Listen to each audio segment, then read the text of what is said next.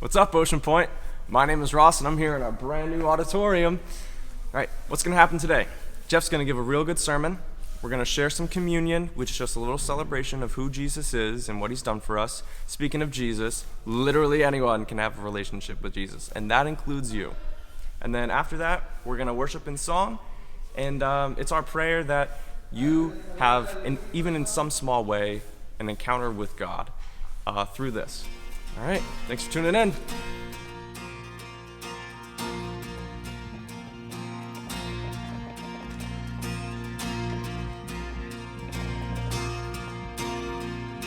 Come on in, come on thirst, come to the well and never dry.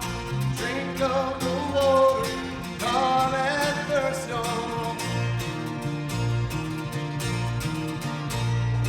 Come on, sinners, come find mercy. Come to the table, He will satisfy. Taste of His goodness, find what you're looking for. For God so loved the world that He gave His one and only Son to save us. Whoever believes in Him. Sing it out. Bring on your fears, bring your addiction. Come lay them down at the foot of the cross. Jesus is waiting there. Open arms. For God so loved, for God so loved the world that He gave His one and only Son to save us. Whoever believes in Him will live forever. The power of hell never defeated. Now it is love, walking in freedom. For God so loved the world.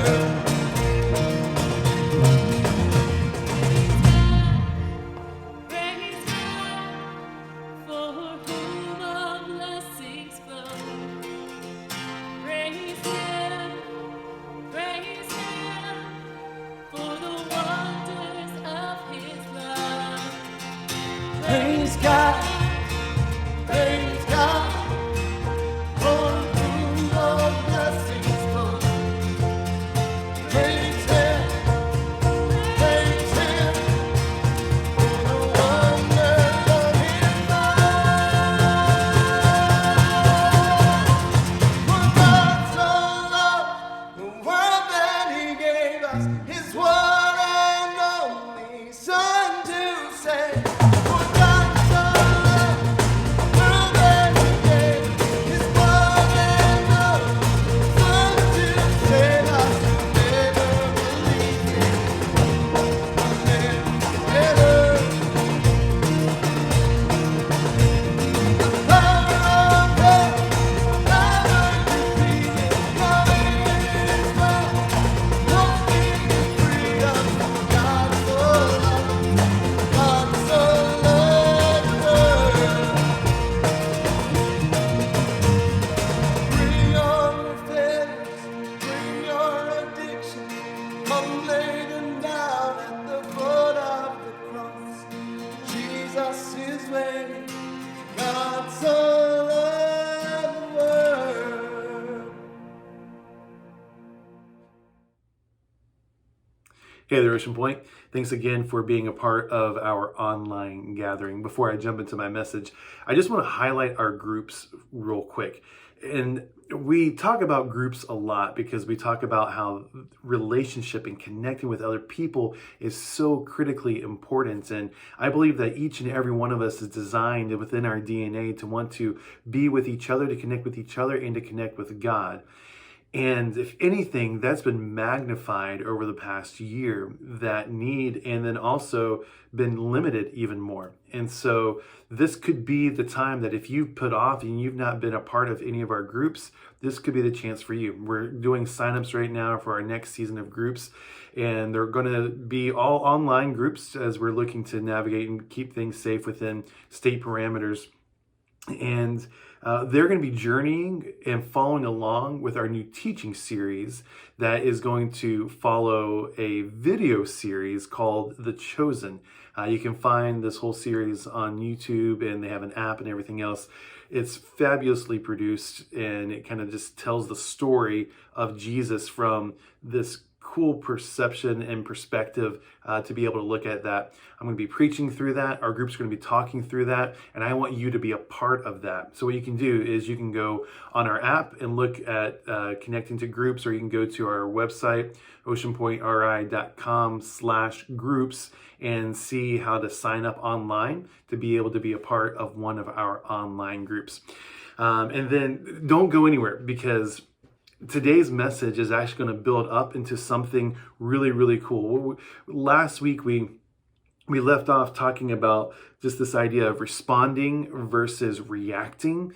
And we were going to initially tease that out a little bit more, but I want to go in a different direction. I want to talk about something that really is relevant and impactful and important right now. And I'm going to give you an example of some way that you can do something at the end, because so many of us in the midst of this pandemic, in the midst of this crazy year, 12 months, whatever it has been for us, have thought at some point, man, I want to help. I want to do something. I just don't know what to do. I just don't know how to help. And so we kind of put our thinking caps on and came up with a way that we as the church can come together and do something to impact our community. So I'm going to share that with you at the end. Now, throughout this pandemic, I get these questions back and forth every once in a while that just ask questions, about are some of the things that are happening, is this a sign that Jesus is about to return? And is this the beginning of the end? Is this, God's judgment on us? And is God trying to get our attention through this? Is God judging our nation? Is he judging our world? Should we call our people to repentance? And I think when it comes to calling our people to repentance and praying, I think there's never a bad time for that. And these are interesting questions, but I think that if we focus too much on those questions, we really miss the entire point. We miss so much of what the first century church modeled for us. And so I want us to look today at how the first century church, how the first Christians, how the first Jesus followers, how they responded to crisis, how they responded to some crazy things that happened in their life. And really, I'll just go ahead and tell you right now, it wasn't with questions of, is this the end of the world? Is this Jesus's return? They had a really different mindset, something different than we do. And it kind of makes me wonder, like, why do we as American Christians have such a low pain threshold? And hear me, I am throwing myself into that category as well. But I think it's a reality. I recently was rewatching The Office as when it was still on Netflix before it left there. And one of my favorite episodes is when Daryl says to Michael, and he says this, when Michael's trying to act all hard and tough, and he says this, he says, "You live a sweet little nerfy life, sitting on your biscuit, never having to risk it." I wonder, is that us? Is that what has characterized the American church? That we live a sweet little nerfy life, sitting on our biscuit, never having to risk it?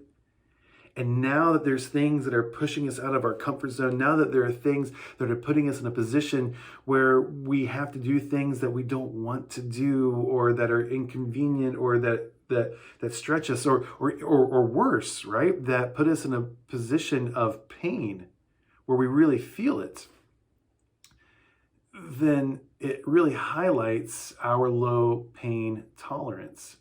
And it puts us as American Christians, we often have this struggle of personal rights, individual rights versus personal responsibility.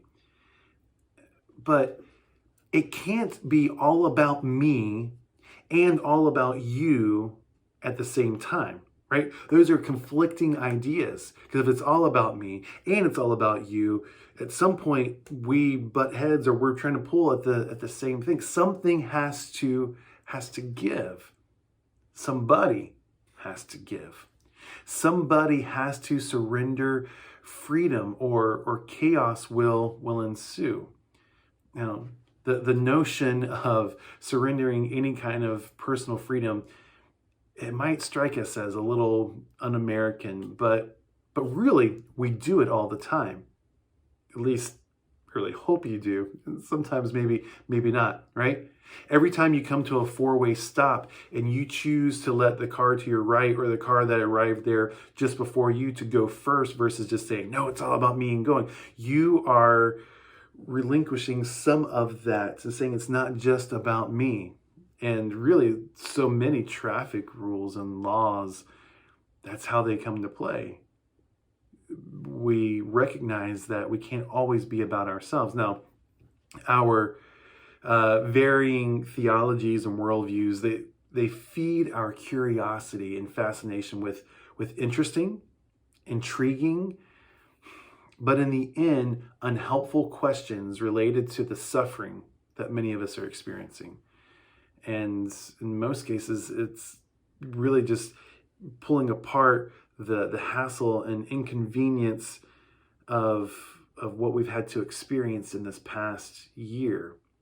So instead of looking at eschatological views and trying to figure out end times pieces, because what I've learned and what I've seen from history is that every generation has interpreted prophecy, has interpreted current world things and happenings to mean that the end times are near, that they are coming near. And for us to really focus in on what we see right now really just kind of highlights our own ignorance of world history, of suffering, of the things that humanity has had to endure in the past 2,000 years. And in fact, what some humans have had to suffer through currently leading up to the pandemic in other parts of the world. So if those aren't the questions that we should ask, what are the questions? What questions should we ask? And when I say we, I mean we being the church. What questions should the church be obsessed with? Where should we focus our energies? Now, the New Testament, and in the New Testament, this is the part of our Bible, if you're new to this whole church thing, new to this whole Christianity thing, new to this whole Bible thing, that's the part of our Bible that begins with the birth of Jesus and then moves forward through his life and through the early church. The New Testament makes it clear that what kind of questions that the early church that they asked when they were faced with a problem that they couldn't solve, with a natural disaster that for whatever reason God chose not to stop. And so here's some context. Now, after Pontius Pilate gave in to religious leaders in Jerusalem to crucify Jesus, it became open season on Christians. And they didn't go to Pilate each time now to execute a Christian.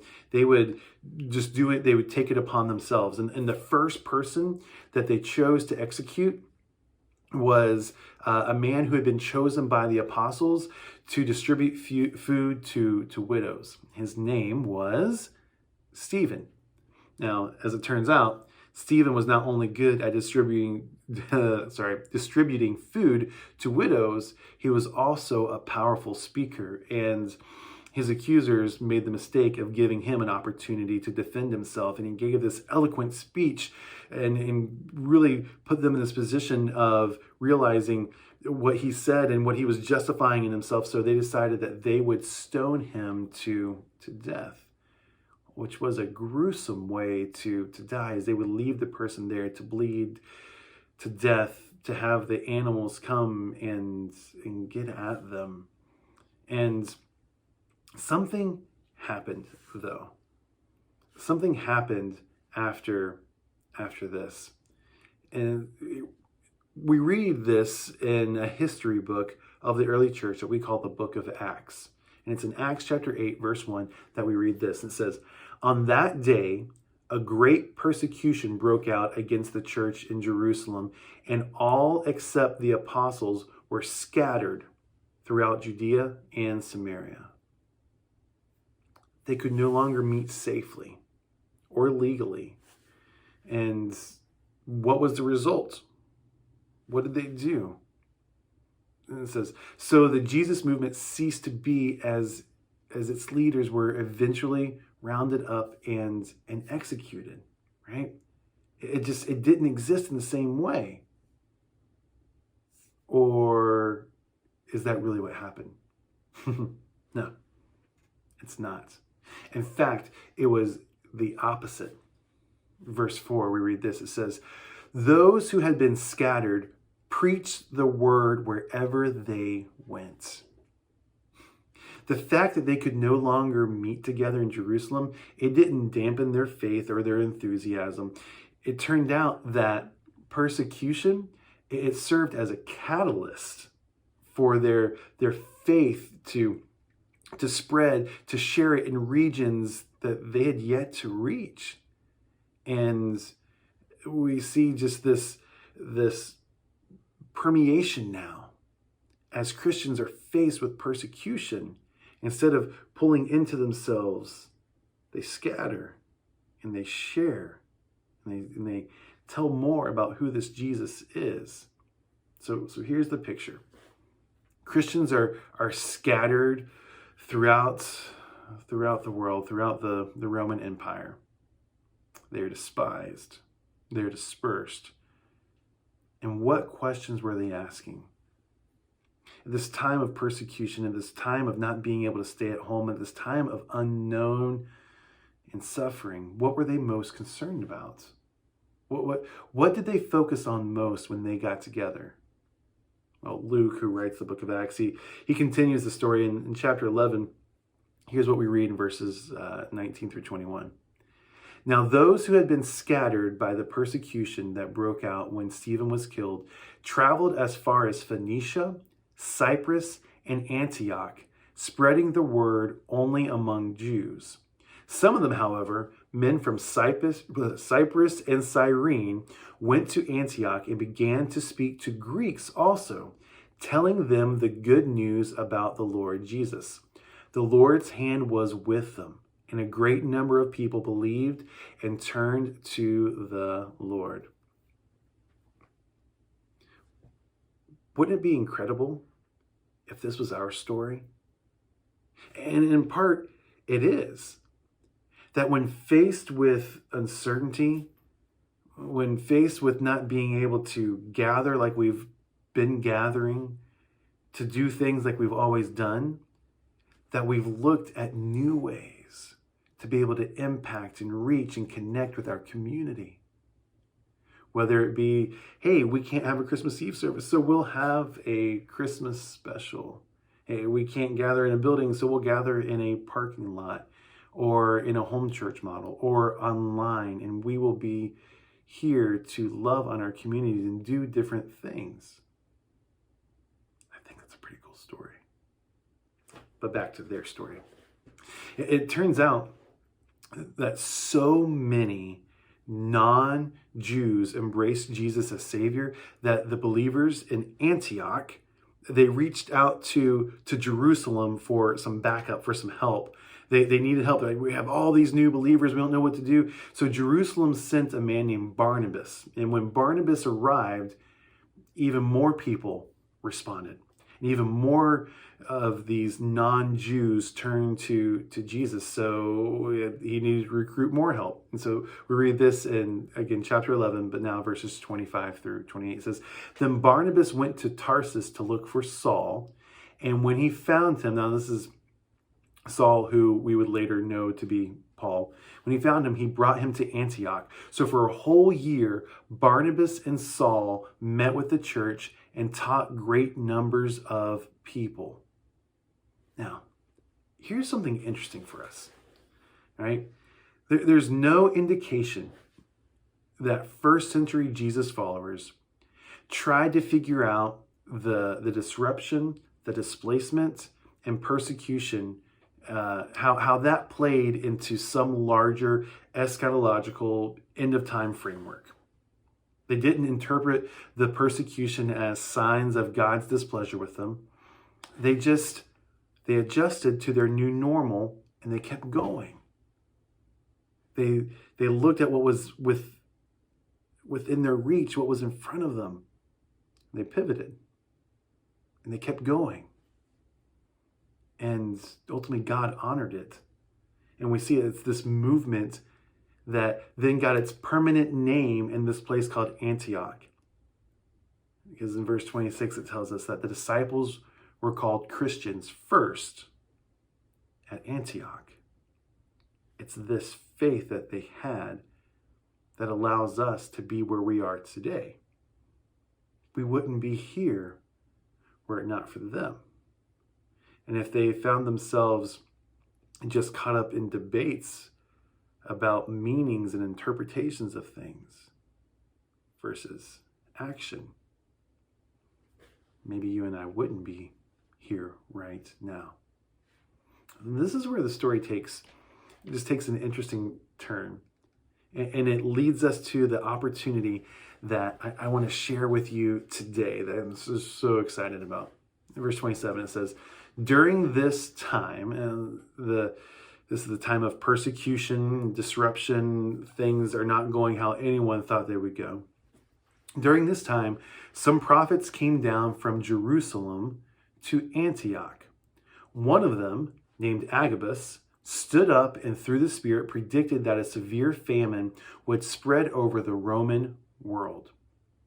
Now, several years after this took place is when Luke is writing this. And Luke, if you're not familiar with the author of this, Luke is this first century doctor. He also wrote the book of Luke that we look to see a lot of the biography and story of Jesus. And Luke is this author who is so keen to detail, and he includes so many specific details that often is kind of like this, hey, you know what? I'm not making this story up. This isn't, a long, long time ago in a galaxy far, far away or once upon a time kind of thing. What Luke does often is he includes details that if you and I are reading through it, we might be like, oh, who cares about all this? It's so boring. But he includes these details that's almost as if he's saying, guys, fact check me. Or he's saying, you lived during this. You know what I'm talking about. And so what he says in the next verse, he says, this happened during the reign of Claudius. Because they would have known what famine he was talking about. Because so many of them lived through it. And Emperor Claudius, he was the emperor right before Emperor Nero. And once again, these first century Christians, they didn't respond to this terrifying, devastating news with questions about what it meant or what it was pointing to. They didn't ask. They didn't ask, is this a warning? Is this an omen? Is God judging the Roman Empire for their cruelty and immorality? Is this a sign that the end is near? They didn't ask any of those questions. At least there's no record that they did. They asked more practical and helpful questions. And after all, they were Jesus followers. And so they asked questions that kept with the keeping and the teaching of Jesus that are practical, like here and now kinds of questions. the author, N.T. Wright, he summarizes their questions in this way. He says that they asked, who will be at risk? How can we help? Who should we send? Who will be at risk? How can we help? And who can we send? So they were aware of the threat that famine posed to their families. And yet they paused to consider the implications for Jesus followers in other areas that would be harder hit, specifically the believers back in Jerusalem. Because when famine swept the empire, Jesus followers in Judea, they would be particularly hit hard because they were already considered outlaws. Most of them couldn't work. They were the most vulnerable population. And famine, we could say famine now, and you're like, okay, I understand what that means, but unless you've ever lived through a famine where you have no food and see people starving to death, to see your children crying for food and you have none to give to them and going to sleep on empty bellies night after night, it's hard for us to appreciate the fear that would be in place, knowing and thinking about a famine that was going to sweep through the land.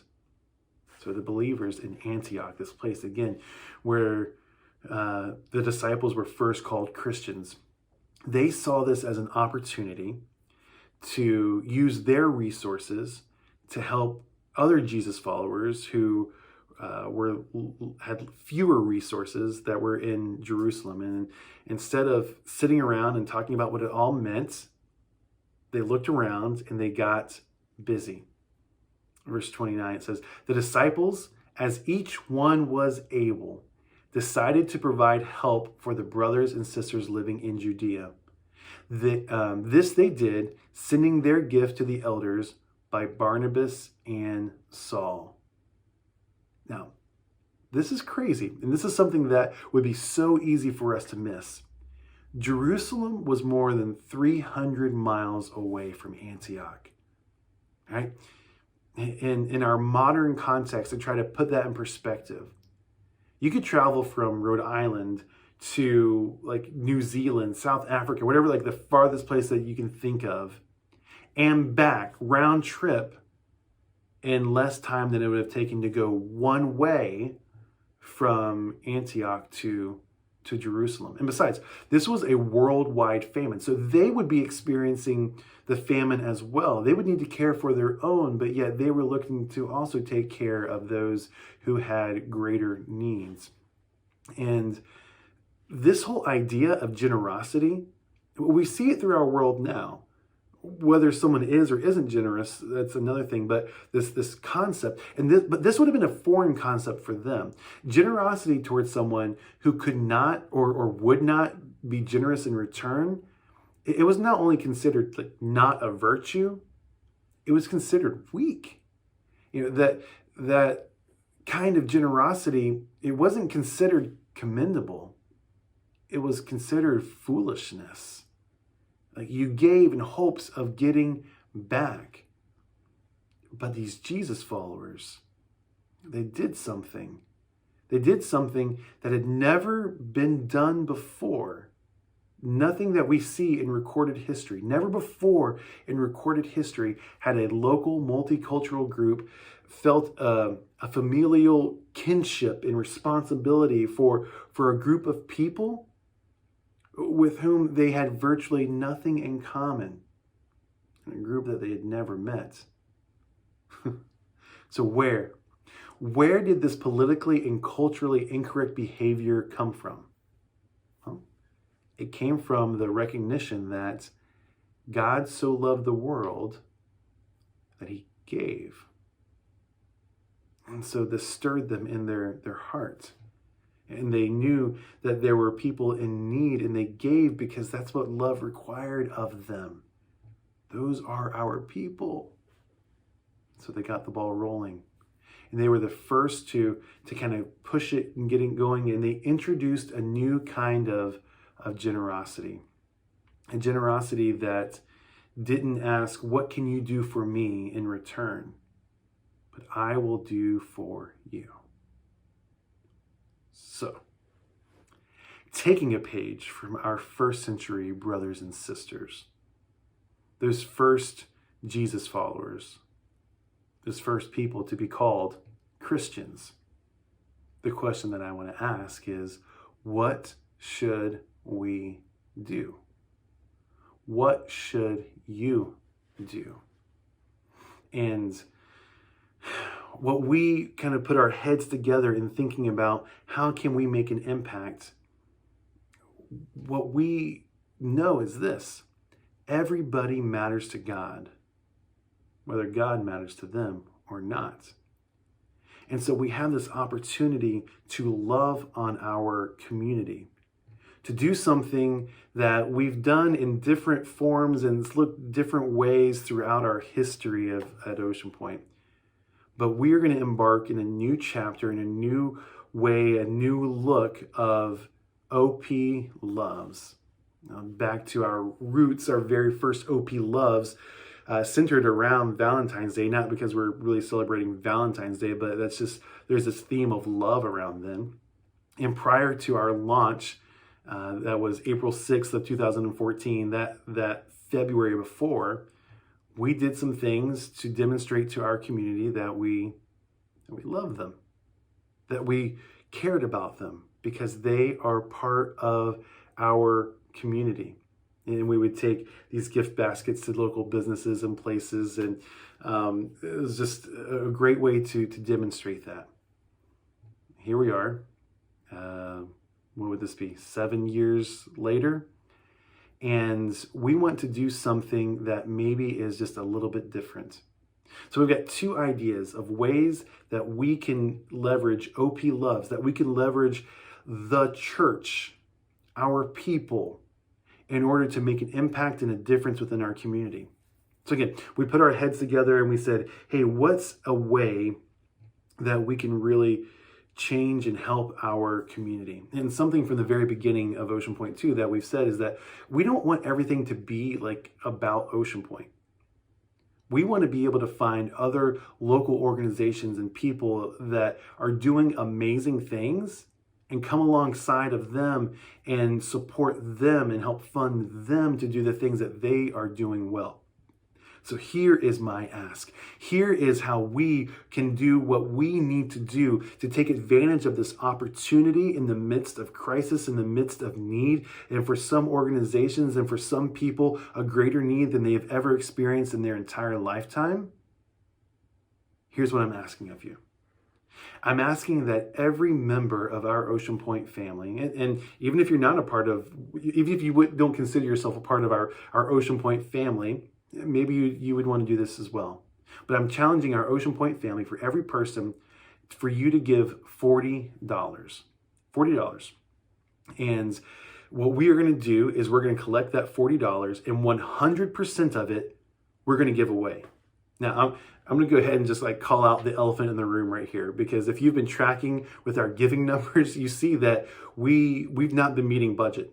And so we're doing things constantly to try to make sure that everything is functioning the way it needs to function. But when it comes to money right now, it's not like we're flush with cash.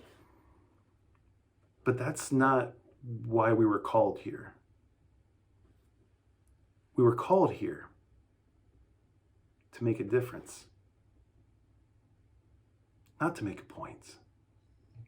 We were called here to change and transform this community. We were called here to be irrationally generous. So my ask, again, of every single one of our Ocean Point people is for us to give $40. And you can do that. You can go through our app. You can go on the website, oceanpointri.com/give. And then on the giving thing, you can see, just make sure you select OP Loves as a part of that. And what we've said to do, we don't have a monetary goal. There's not hey, we want to hit whatever number. We just want a 100% participation rate. Now, because of our virtual nature, what is that? I don't even know who that is anymore, right? There's like, I don't know who is watching this right now. You can see me, but I can't see you. But I really hope that you'll think about being a part of this. So what are we going to do with that money? However much money it is that we collect, 100% of that $40 a person, and maybe it's just $40, but we are going to split it between two different organizations that we have identified that are doing some things that they're doing well, but they have some needs that we can come alongside and say, you know what? We want to help you with that. One of these is a new food pantry in Portsmouth, and they have just been serving over 100 families each week, and it's kind of a grassroots thing that's come together. And we don't have a food pantry here at Ocean Point. We don't really have a place to do anything like that. But you know what we can do? We can help fund their food pantry.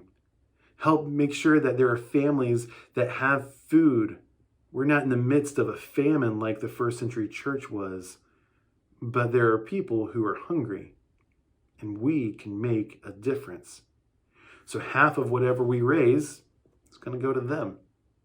Or I think maybe exactly half. We'll see. But definitely part of it will go to them. And then another part will go to the Boys and Girls Club for a very specific thing. We started thinking about, hey, what's something unique to this situation, this dynamic right now that we've been going through where there is a need? And so many families have struggled with distance learning for their children. Right? Maybe you're watching this and you're thinking, that's me. And maybe it's because of you just can't, the amount of time and that it requires, or maybe both parents work, or you're a single parent and you're working, you're trying to figure out how to get your child logged in and making sure that they're there and they're doing what they need to do.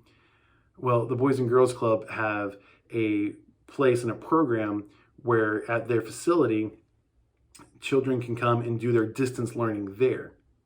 So that if a parent can't do it, if there's a single parent who has to go to work, they can use that. And I thought, man, that's fabulous. Let's help them. So $40 a person. There's the two organizations that we are going to distribute those funds to. Again, maybe it's $40. I don't know. I hope it's more than that. I hope it's a lot more than that. I hope you're thinking right now about ways that you can give. But there's a second thing that I'm going to call our Ocean Point people to do. Because another place that our community has been hit and it feels the hurt of this, that I think we can make just maybe a little bit of a difference. And as you've been, because I know you. And I know that you've been wondering and trying to think through, how can I help? How can I make a difference? I want to do something. So here's that one thing is give $40. The second thing is this. The Tuesday after Valentine's Day, we are going to do something that we're calling Takeout Tuesday. Ocean Point Takeout Tuesday. OP Takeout Tuesday. And I would love for every Ocean Point family, if you have the means, to order takeout that night. Now, maybe it's actually you're going to the restaurant and you're getting the food and taking it out, or maybe you're using DoorDash or Uber Eats or whatever to have it delivered to you. But the restaurant industry has been decimated in some areas. Specifically, some of our local restaurant owners I know have been hit hard. And some of our local restaurant workers have been hit hard. And what a great way and tangible way to make a little bit of a difference. This isn't going to erase everything that's going on. This isn't going to change the landscape of the restaurant industry, the dining out industry. But it's a way to make a difference. Now I feel a little guilty because it's a little self-serving, right? It's like, hey, we can help you and we get to eat at the same time. So maybe if you feel a little guilty about that, or you just want to do something even beyond that, maybe you order takeout for your neighbor. You're able to love on your neighbor at the same time as supporting one of these local businesses that has been struggling. OP Takeout Tuesday. Let's do it, and let's take pictures of maybe what our food is and hashtag it OP Takeout Tuesday, and let's make an impact. Let's make it felt, because if all we did was come and gather, if there are hundreds of us Ocean Pointers who came and gathered, and that's it, our community doesn't change. But when we leave this place and we integrate into the community and we permeate into the community, our community changes and transforms. And I know that you can do it. I know that you want to do it, that you want to be a part of this. So Ocean Point, this is our time. This is our opportunity. This is our chance to demonstrate to those around us what irrational generosity looks like. That when we read, "For God so loved the world that he gave," that we can look at how we can give as well to show and demonstrate that love to our community. So my ask is for you to give, and give generously. Let's show our communities that faith is more than just sermons and songs, and that our church is certainly not closed.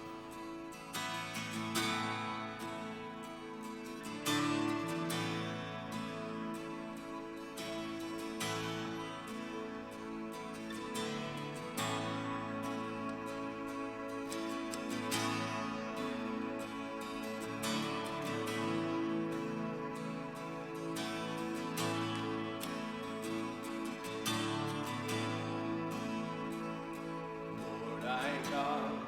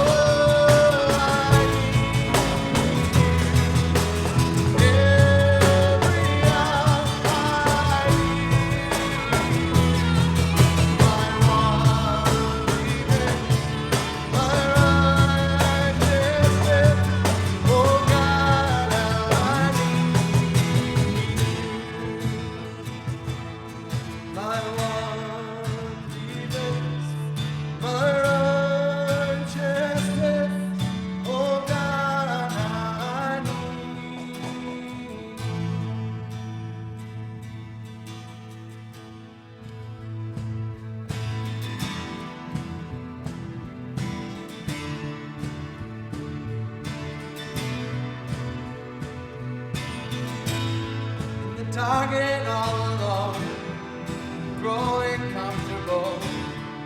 Are you too scared to move and walk out of this tomb?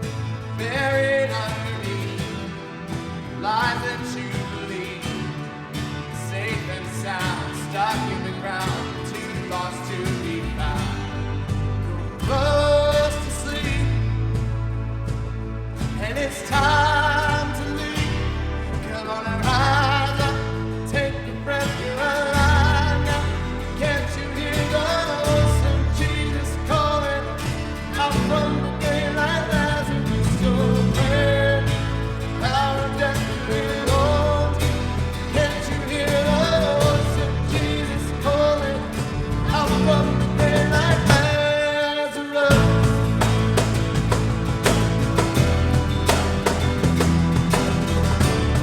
Come on and sing this with us. And he said your name, did not fill your veins. It's more than blood, it's the kind of love that washes sin away. Now the door is open wide, the stone's been rolled aside. You're done, the light is done. Come on and rise up, take the breath, you're alive now. Can't you hear the voice of Jesus calling out from the daylight Lazarus? Your friend, power of death will hold. Can't you hear the voice of Jesus calling out from the daylight Lazarus? Come on and rise up, out from the daylight Lazarus. Calling us to walk out of the dark, giving us new resurrected hearts. Come on. He's calling us to walk out of the dark, giving us new resurrected hearts. Come on and rise up, take a breath, you're alive now. Can't you hear the voice of Jesus calling out from the daylight Lazarus? Power of death will hold. Can't you hear the voice of Jesus calling out from the daylight Lazarus? Come on and rise up, rise up, out from the daylight Lazarus. Come on and rise up, yeah, rise up, out from the daylight Lazarus. Thanks for joining us in worship today. We're so glad that you did. Have a great week, loving and serving